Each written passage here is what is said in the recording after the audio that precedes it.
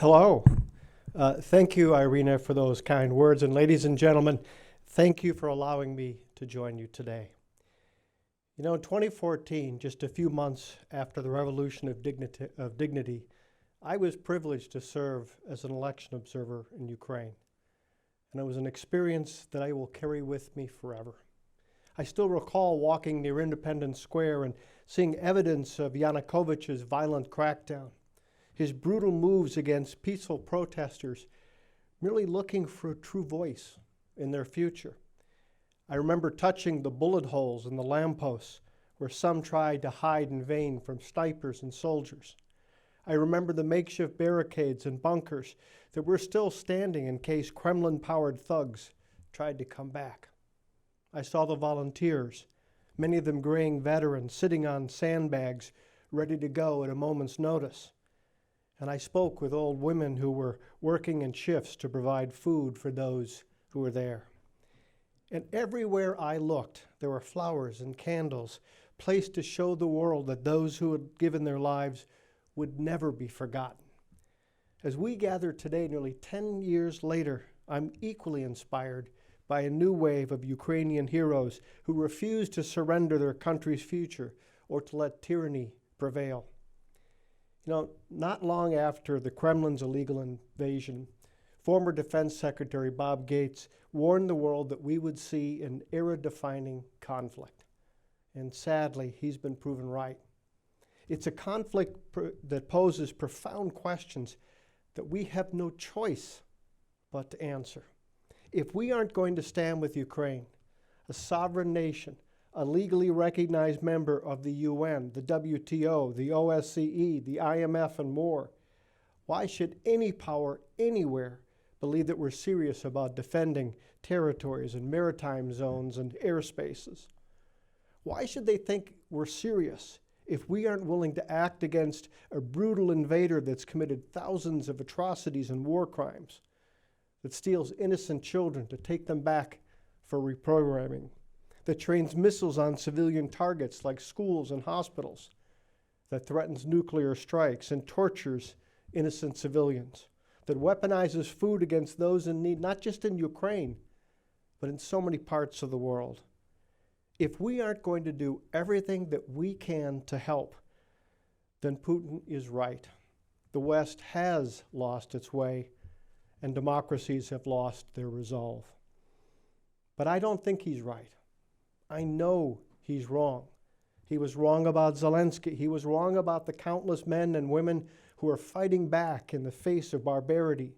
He was wrong about everyday families who stand tall despite some of the toughest conditions imaginable. And yes, he was wrong about Snake Island. Just as he was wrong about all of those things, I know he's misjudged the resolve of Europe, the US, and the free world. And we're here today because that same resolve must extend into Ukraine's brighter future. Just as Bob Gates predicted an era-defining conflict, I believe that we'll soon enter an era-defining reconstruction.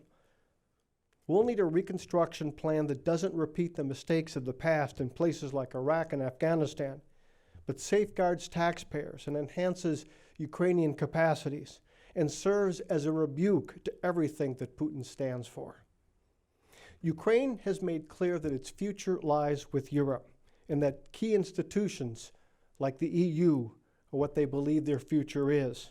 After all, it was that vision that powered the protests at the Euromaidan in the first place.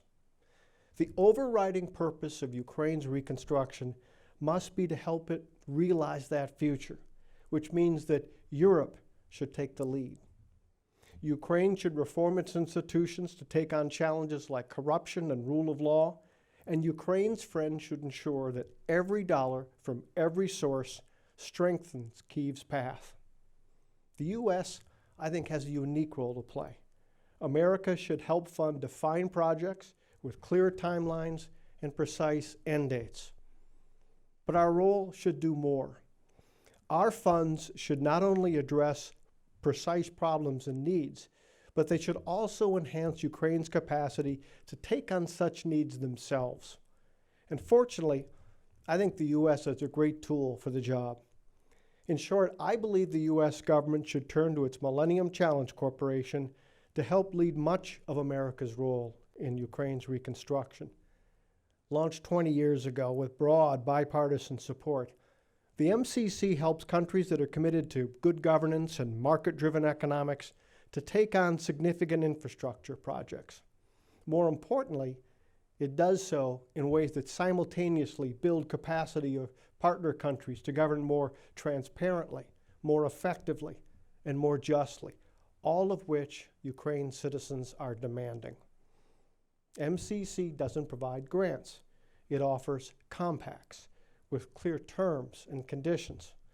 The U.S. provides money, but its compact partners must reciprocate with reforms both in policies and in institutions. And the experience of those reforms, as precise projects are being carried out, prepares a whole new generation for leadership.